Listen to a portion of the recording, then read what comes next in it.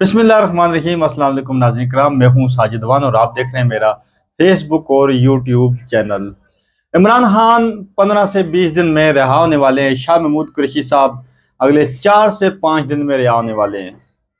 इस खबर की क्या डिटेल है वो आपके सामने रखूंगा। और इस वक्त नवाज शरीफ साहब की बीमारी बढ़ती जा रही है, वो जल्द ही दवाई लेने लंदन भी जा सकते हैं। इस खबर की हकीकत क्या है, और इसके साथ साथ नाज़रीन कराम, पाकिस्तान में election commissioner of Noon league की बात कर लेते हैं। उसने एक नया महाज खड़ा करने की कोशिश की और आज कल जो है ना वो पाकिस्तान तहरीक इंसाफ के जो मौजूदा जो चेयरमैन है पार्टी के, उन्होंने प्रेस कॉन्फ्रेंस की और तगड़ी प्रेस कॉन्फ्रेंस की, जिसमें लतीफ़ खोसा साहब भी मौजूद थे, जिसमें वकला की जो लीगल टीम है पाकिस्तान तहरीक इंसाफ की वो भी मौजूद थी। इस हवाले से भी हम डिस्कस करेंगे। जो सबसे अहम खबर है इमरान खान साहब के मतलब कि 15 से 20 दिन में रिहा आने वाले हैं, इस पर भी डिस्कस करेंगे। मेरी आपसे रिक्वेस्ट है, बस आप इस वीडियो में बने रहिएगा, और मेरी आपसे रिक्वेस्ट है मेरे फेसबुक और यूट्यूब चैनल को सब्सक्राइब कर दें, बेल आइकन पर क्लिक करें, ताकि मेरी जो भी अपडेट्स हैं वो आपको बआसानी मिलती रहे। नाज़रीन कराम, सबसे पहले तो बात कर लेते हैं जो इलेक्शन कमिश्नर ऑफ पाकिस्तान, में नहीं कहता क्योंकि ये कहना ही तौहीन है पाकिस्तान के। Election commissioner of Noon league में इसलिए कहता हूँ कि इस वक्त जो हालात इलेक्शन कमिश्नर बनाता चला जा रहा है पीटीआई के खिलाफ, और बाकी जमातों को छोड़ के जो स्पेसिफिक टारगेट किया हुआ है पीटीआई को, उसने जो है ना वो अभी जो बल्ले का निशान हाई कोर्ट ने वापस दिया पीटीआई को, उसको चैलेंज कर दिया गया है सुप्रीम कोर्ट ऑफ पाकिस्तान ने, इलेक्शन कमिश्नर ने। अब मुझे समझ में नहीं आती कि ये जो इलेक्शन कमिश्नर ने ये जो हरकत की है, इससे तो बिल्कुल वाज़ेह सामने सबूत सामने आ चुके हैं कि पीटीआई को इन चोर डाकू लुटेरों ने जो ना वो ये सोच लिया, ये तैयार कर लिया हो कि जब तक पीटीआई मैदान में है हमने नहीं खेलना। यानी जब तक पीटीआई के लोग पीटीआई मैदान में है, इमरान खान है, तो हमने नहीं खेलना। और इमरान खान साहब को मजीद अभी रिलीफ मिलते चले जा रहे हैं, क्योंकि जो जजेस थे उनकी तरफ से इमरान खान को रिलीफ जो है ना वो मिलते चले जा रहे हैं। लेकिन बाकी जितनी जमातें हैं, जिसमें मुस्लिम लीग नून है और पीपल्स पार्टी है, मौलाना फजल रहमान साहब, अच्छा एक फैसला आया पीटीआई के हक में, यानी एक फैसला जिसमें पेशावर हाई कोर्ट में जज साहब जो सिंगल बेंच का जो ना ये फैसला, उन्होंने कहा कि ये बल्ला तो उनका बुनियादी हक है, उन्होंने वापस किया। और उस पर प्रेस कॉन्फ्रेंस स्टार्ट होगी मरीम नवाज साहब की साहिबा की, और मौलाना फजल रहमान साहब की, और फिर शहबाज शरीफ साहब का भी बयान आ गया। यानी उसके बाद मुख्तलिफ जो है ना वो ये जो कबूतर ना अपने घोंसलों से निकले, और जो है ना वो ताबड़तोड़ हमले जो है ना वो जजेस पे करने शुरू हो गए।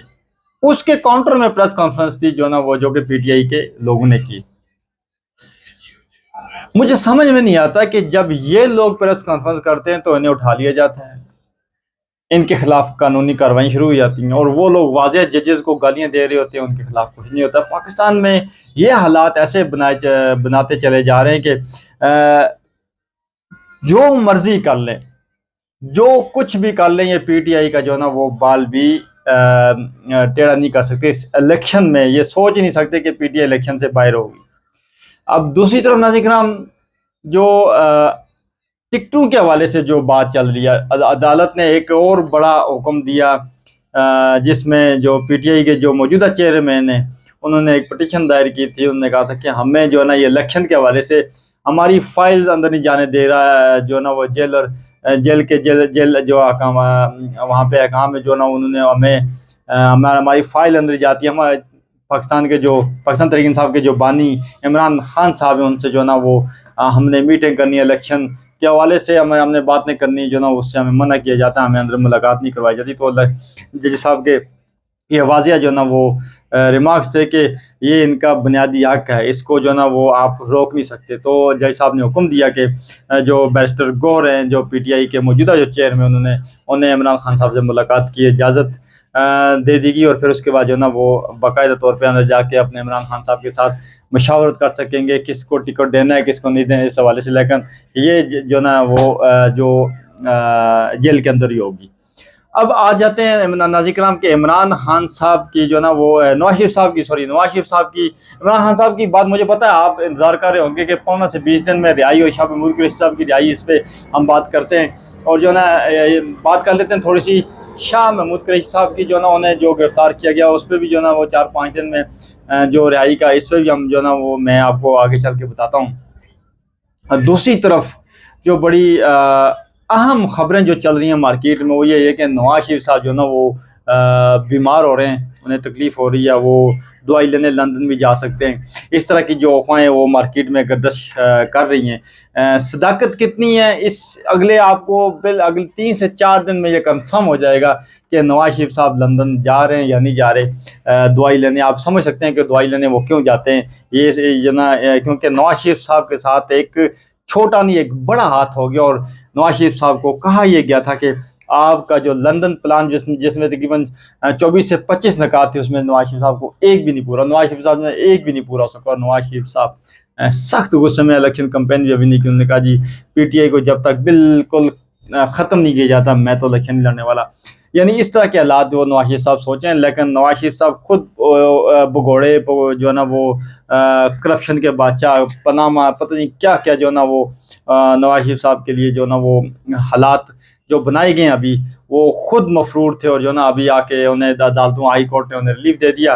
और रिलीफ कैसे दिया गया ये भी आपको साहब के सामने है सारा कुछ, इस पे बात करेंगे इंशाल्लाह कभी डिटेल से। और इमरान खान साहब की जो है ना वो रिहाई की जो 15 से 20 दिन रिहाई, वो शेर अफजल मरो साहब ने ये दावा किया है कि 15 से 20 दिन में इमरान खान साहब रिहा हो जाएंगे और अगले 4 से 5 दिन में शाह महमूद कुरैशी साहब जो ना वो रिहा हो जाएंगे।